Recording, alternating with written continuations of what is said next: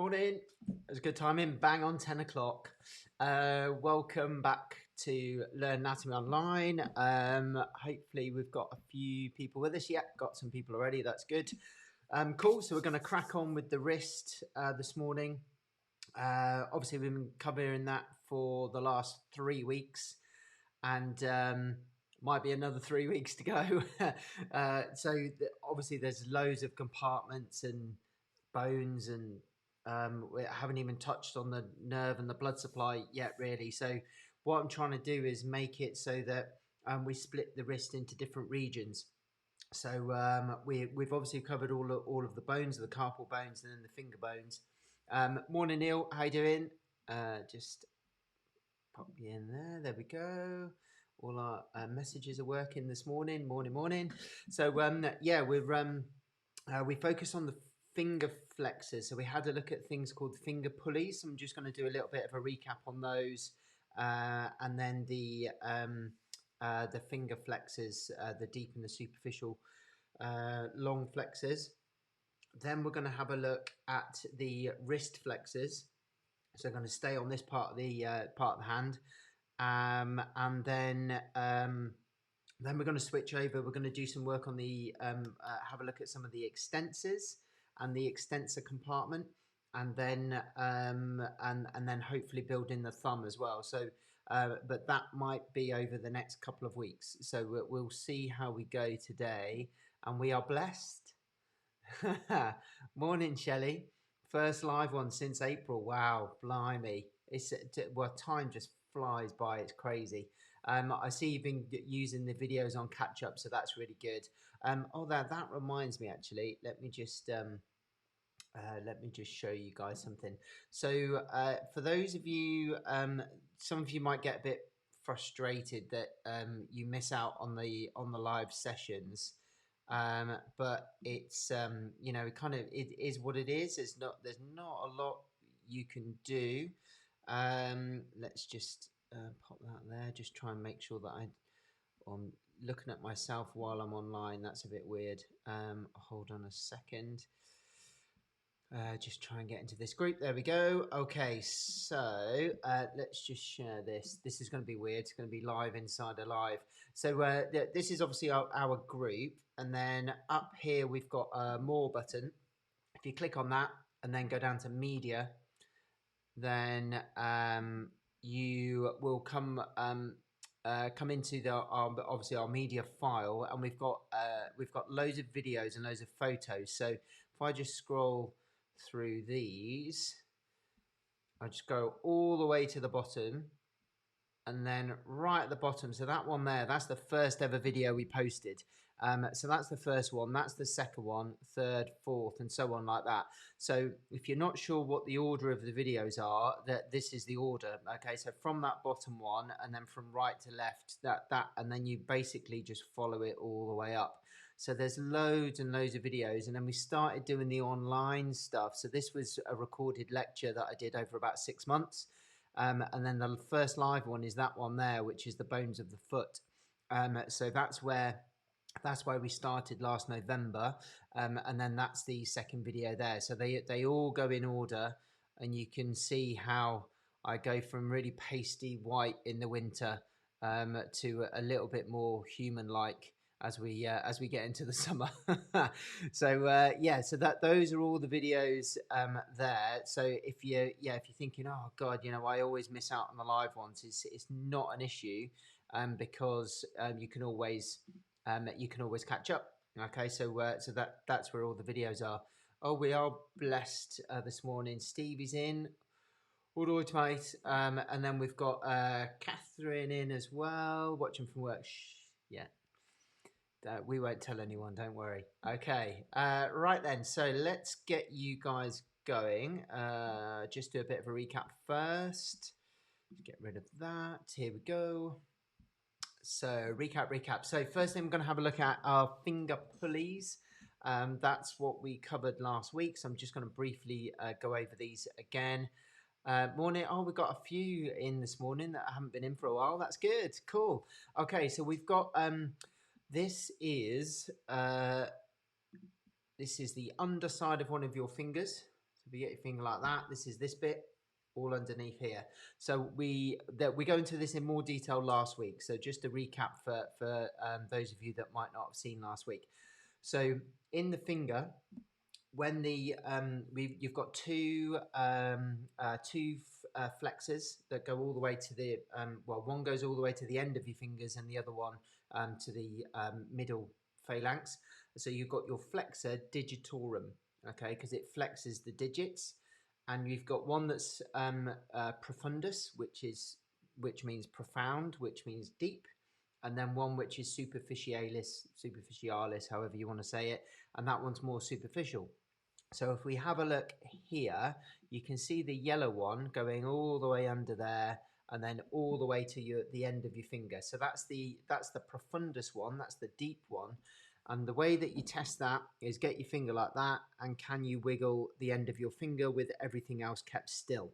Because the only thing that wiggles the end of your finger like that is your profundus. So if you're checking someone's flexors in the fingers, then that's how to differentiate. Okay, so if they can't flex that finger forward, there may be an issue with their flexor digitorum profundus. Okay, and then superficialis attaches just a little bit before that, so that's the middle phalanx there. So we've got distal, that end one, then the middle one, and then the proximal one. Okay, so superficialis attaches into there.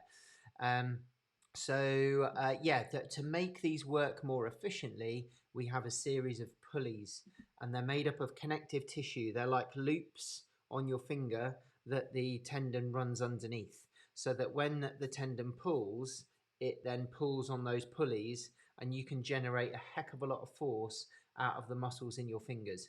If you think about climbers being able to grip onto ledges, being able to hold something with your little finger like a bag of shopping.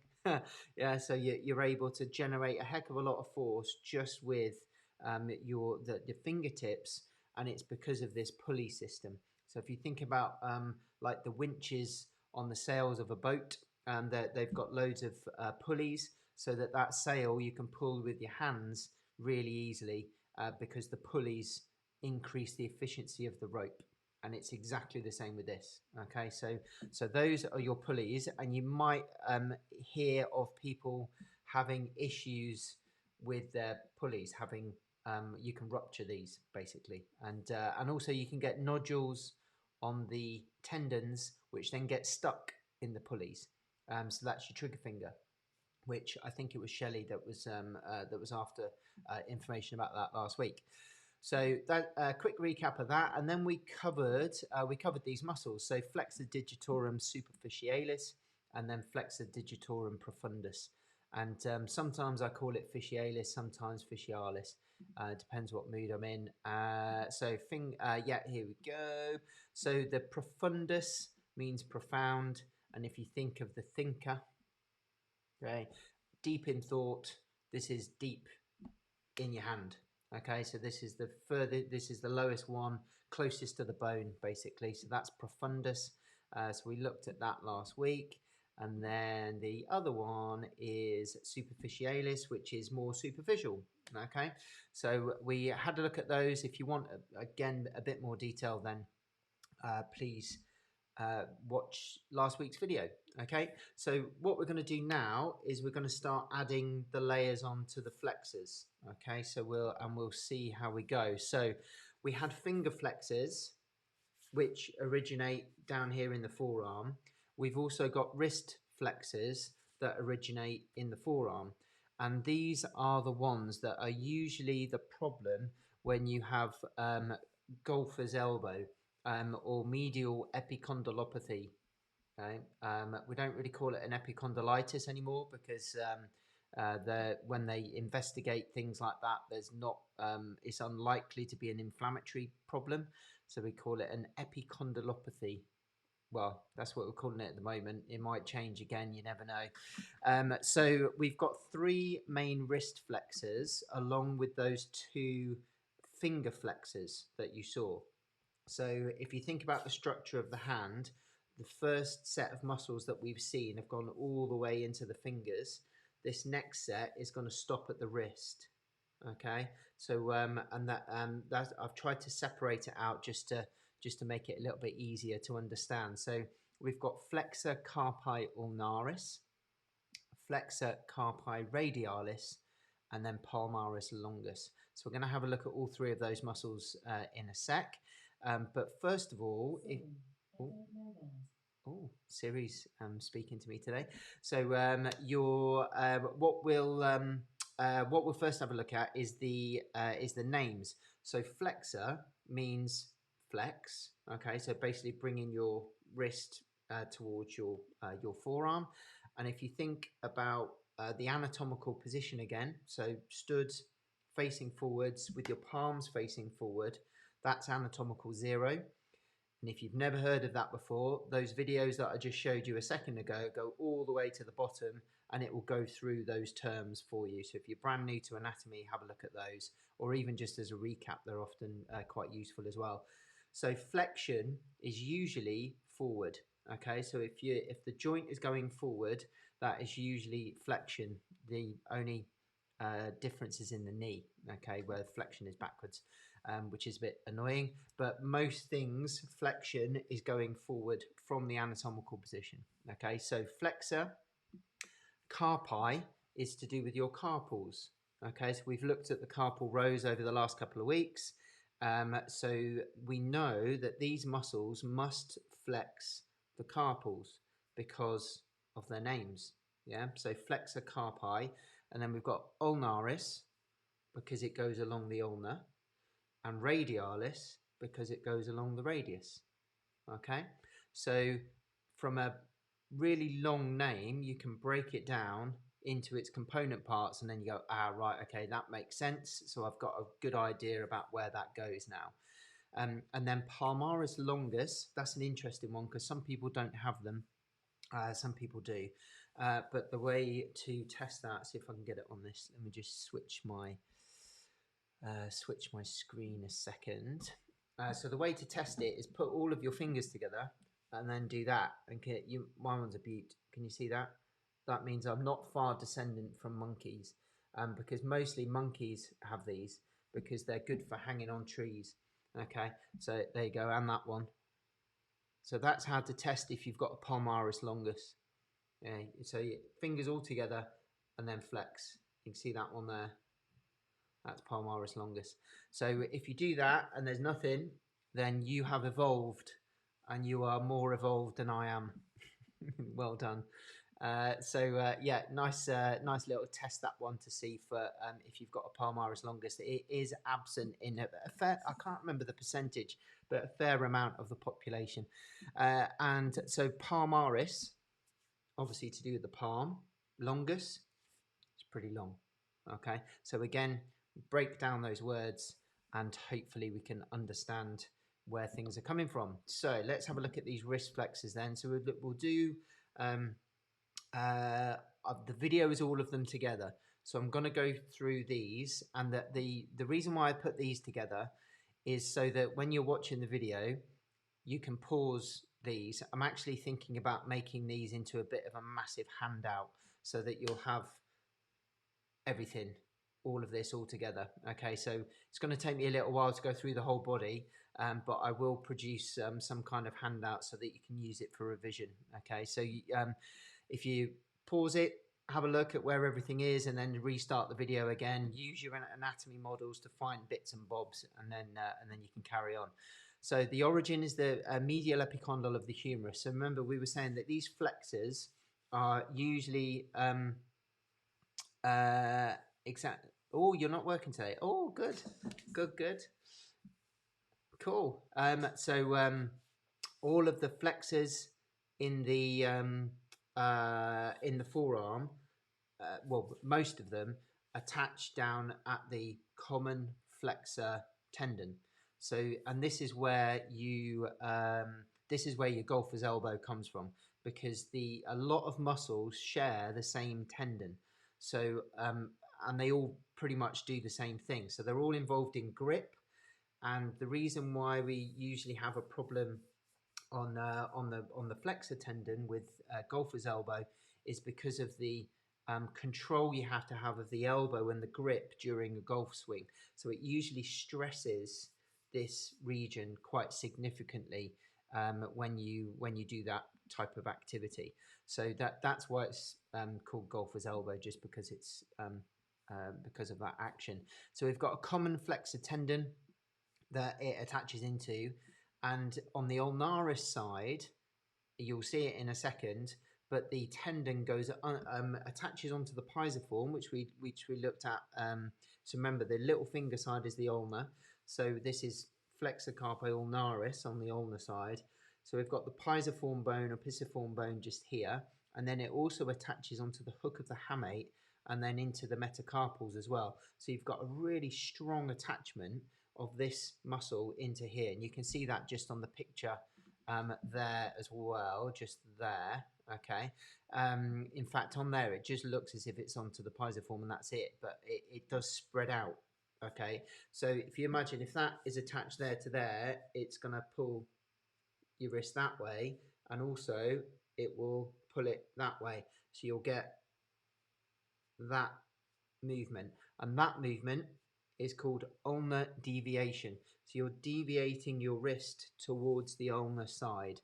Okay, so that's ulnar deviation, and you'll also get flexion. Okay, so that's what those that muscle does. And then if we look at radialis, so now this is the again on this part of your this part of your arm, so the front of your forearm. Same tendon attachment, so common flexor, but this time it's on the radius side, and it goes into the base of your second and third metacarpals, which are just in there. So it skips the carpal rows and then goes into the bottom of your metacarpal bones. Okay, so we've got the base of the second and third metacarpals.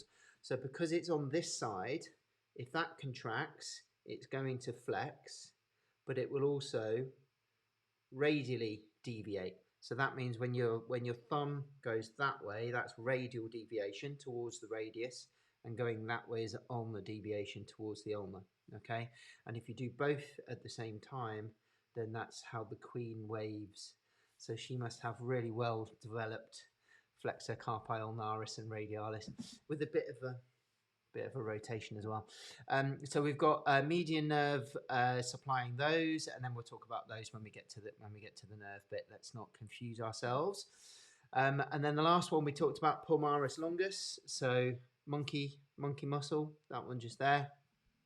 Medial epicondyle of the humerus, again via the common flexor tendon. So this one as well attaches on that medial epicondyle, okay, via that tendon. So all three of these really powerful wrist flexor muscles attach into the same tendon. Okay, the insertion of this though is into the palm. Okay, and last week we looked at a piece of connective tissue that was like the padding of the palm, and it was called the palmar aponeurosis. So it's like a big flat sheet of connective tissue, and the palmaris longus, you can just about see mine there, it attaches into that sheet. Okay, onto the retinacular as well, which was the roof of the carpal tunnel, which we looked at a couple of weeks ago, attaches into there as well. So it's a real strong attachment, again, to help with flexion. Okay, so let's have a look at those. Just get rid of that. Here we go. Okay, so I've drawn on some arrows and stuff just to orientate you again. So when you look back at these, you can pause the videos, and then and hopefully you'll be able to orientate yourself straight away now with all these additional. I love a red arrow, me. Okay, so we've got the thumb side here, so that's the radial side. So underneath there is going to be your radial bone, and then little finger side on this side, just there. So this is a right hand. So if you kind of put your right arm against the screen, then you'll get a good orientation of where you are, and you can kind of track things in your mind. That's your olecranon, so that's your elbow point just there. And obviously we covered the elbow a few weeks ago. So if you've never heard of any of the stuff around the elbow, we did about 5 or 6 weeks on that. So there's loads of videos if you look back in the archive. Right, just turn this one on. There we go. So let's have a look at those muscles that we've just been talking about. Hopefully, there we go. Okay, so we've got flexor carpi radialis. So remember that one is on the radius side. So this is your right hand. So the radius side, I'm just going to move my screen because my camera is blocking my view a second. Hold on. Just move that up there, that's better. Okay, so the radial side is this side. So that has to be, that one there has to be radialis. Yeah, and then that one there is ulnaris. And you can see this is your common extensor tendon. So that's your medial epicondyle that it attaches to, but there's the common flexor tendon. So all of that area there. And then there's this massive sheet of connective tissue underneath as well, which connects all the way along that part of the ulna. So it's a huge base of attachment. Let me just pause that there. So that huge base of attachment there means that you're able to generate a heck of a lot of force at that muscle because it's so broad as a contact point. If you only had like a tiny little pinpoint attachment there, when you're generating power out of your hand, that's likely to get injured. Okay, so because it's quite broad and it's sharing loads of tendon with other muscles, you're able to have a really, really solid base. Okay. Just make sure there's no questions. No, good. So this bit here, so this is your ulnar nerve pathway. And if you haven't done this before with the elbow, again, it's in the elbow videos in a bit more detail. But if you find your elbow point and then come in slightly, there's the medial epicondyle on the inside. So you put one finger or put a thumb on the medial epicondyle, so the lump on the inside of your elbow, one on your elbow point, just move into the right place, in between, tap it, and it will make your little finger go funny because that's where your ulnar nerve is. Okay, so that's where that point is on that video just there. So you would have put your thumb on that bit and your finger on that bit and then tapped in the middle, which is just here, and that's your ulnar nerve pathway. And you can see how it slips under. Let me just go back there. So it goes between the heads there of your flexor carpi ulnaris. So you can see how the knitting needle that they're using there on the demonstration passes through those heads of that muscle. Okay. So if you have flexor problems, so overactivity of those muscles, or they're a bit fatigued, it could potentially become an irritation to the ulnar nerve. So it's another point that you need to look at if someone's coming in with ulnar nerve symptoms if you're a therapist.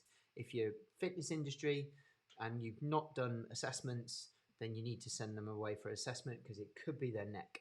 Okay, so you would track all the way down, look at the neck first because that's going to be the most dangerous bit. If it's not the neck or it's less likely to be there, then you can work all the way down and see where the potential compression points are of that nerve. Okay, so once you know the anatomy, you can then poke and prod things and see which bits reproduce symptoms. Okay, so if there's a compression issue around here, and then by pushing into there, it's reproducing their symptoms, then you know that there may be an issue here, okay, around the elbow. So it's a process of elimination. So all the way down, and here are the insertion points. Okay, so radialis insertion. Well, I just pop that there. So we know that the that lumpy bit there. So we've got the scaphoid and then the trapezium on this side, on that thumb side, and they are the attachment points for the roof of the carpal tunnel. All right, and we saw that last week, I think it was, maybe the week before.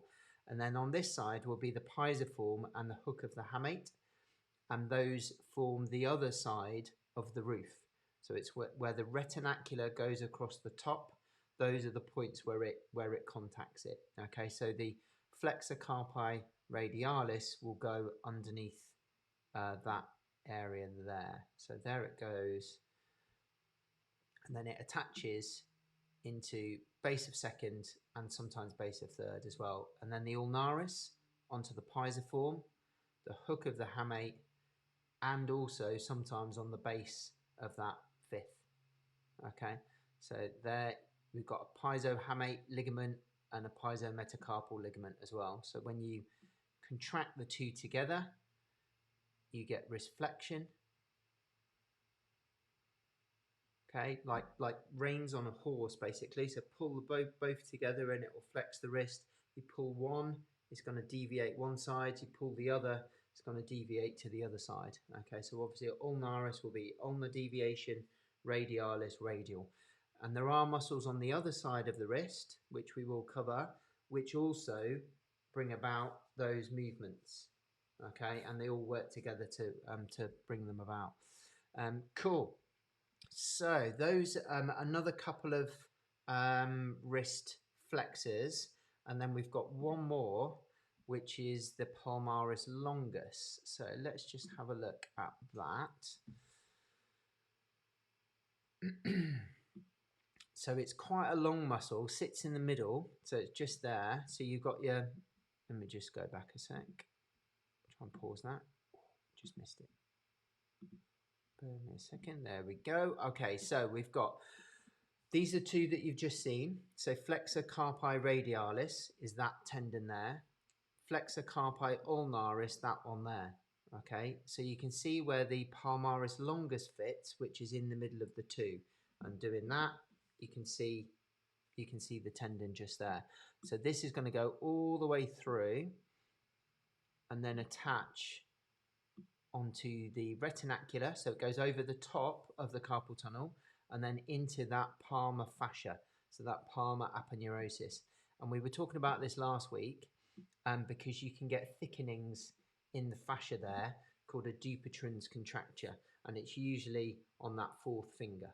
Okay, and you get just these thick nodules within that palmar aponeurosis. Okay, so that's what we were talking about last week.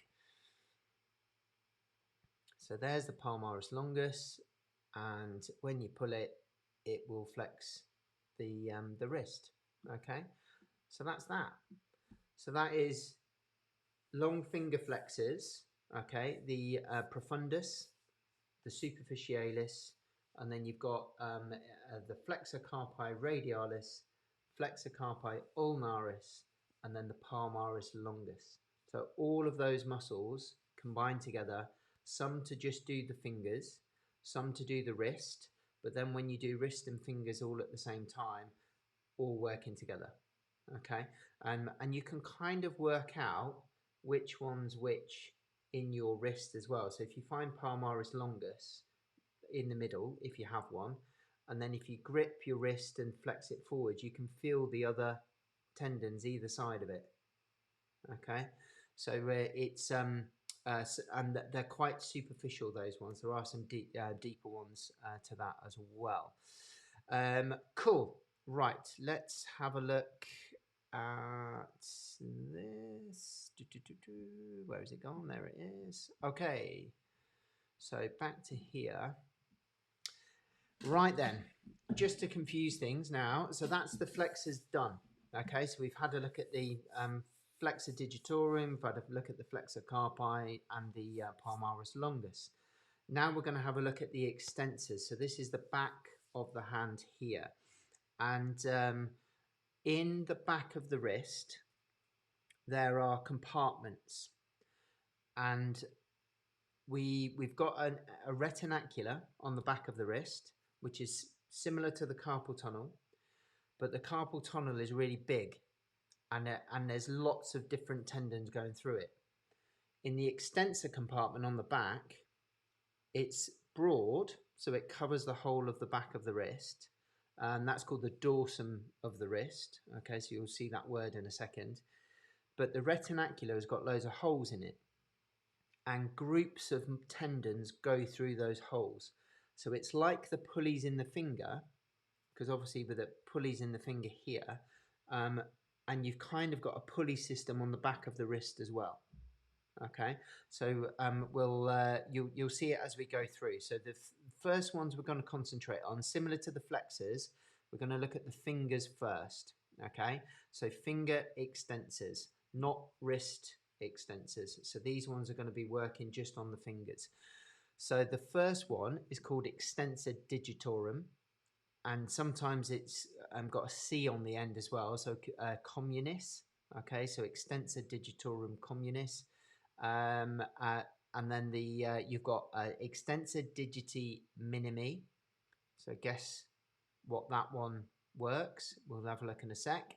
And then extensor indicis. Okay, and again, hopefully from the name, you'll be able to work out what that one does. So if that was flexion, that is extension. So going from a flexed position to extended, that's what these muscles do.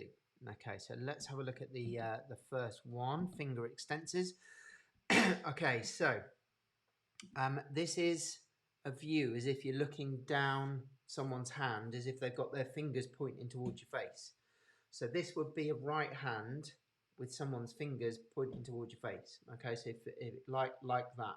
All right. So you've got the radius on the right side and then the ulna on the left side. All right. So if you've got a model like this one, then you can hold it facing towards you like that. Okay. Um, what you'll notice is this little star bit here. Okay, and that's really important, that bit, because that is, see that little lump there? Get it in the right place. See that lump? That's Lister's tubercle, and we've talked about that when we did the bones of the wrist and the hand when we first started. So that bit there is Lister's tubercle, just there. And what Lister's tubercle does, when you look at it front on, is it is a separation point of the first, second, and third, well, second and third compartments. Okay, so the way that you find it is by running your finger across your radius, and you'll feel a bump. You'll feel a lump on the radius just there. So you'll know that everything that is thumb side of that bump is that compartment, and then the next compartment down is on the side of the thumb just here. Okay, and we'll get to that in a sec.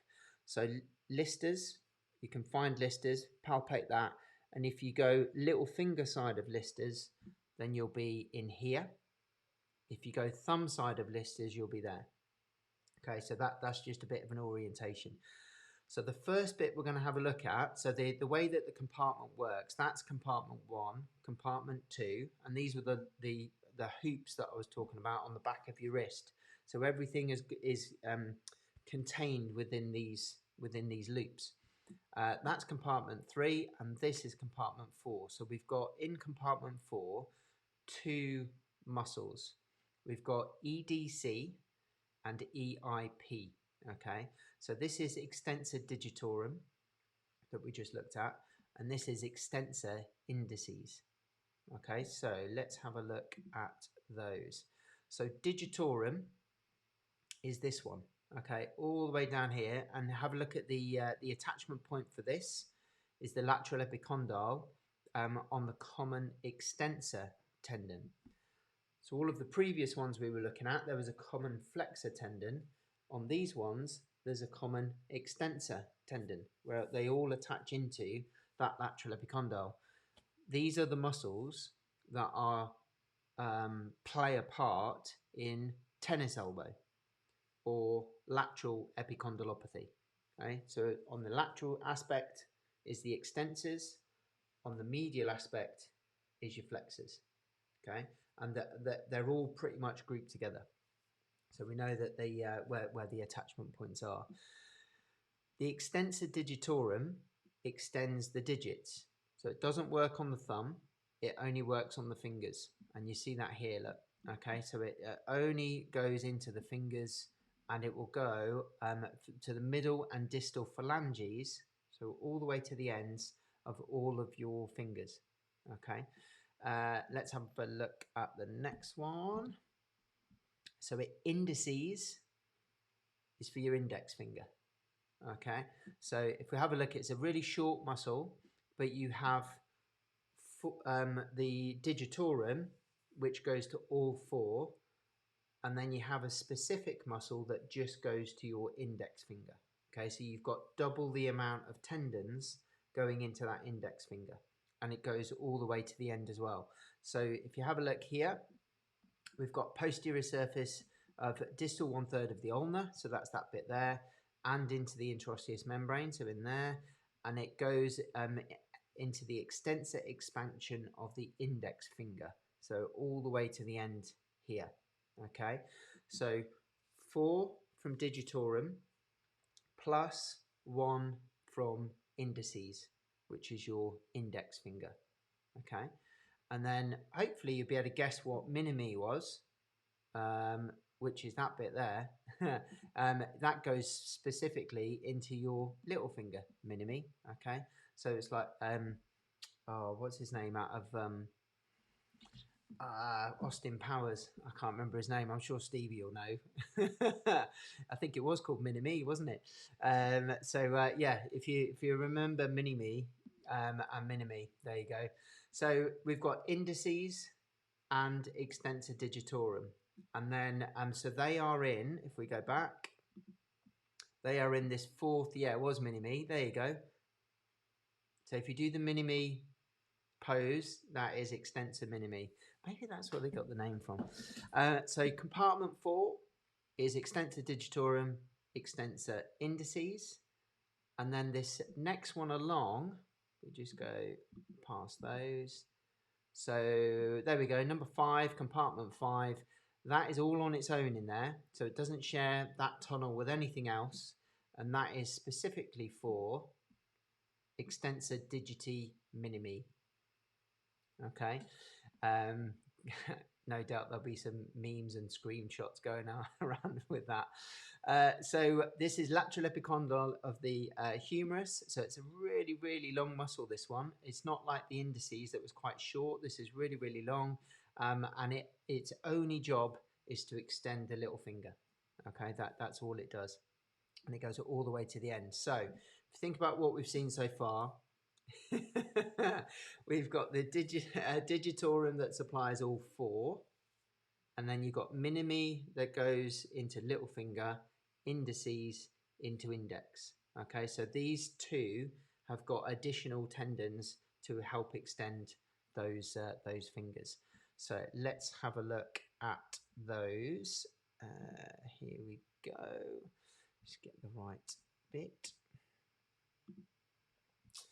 Okay, I think this is all of them together. So let's have a look at these. So this is extensor digitorum communis, or extensor digitorum.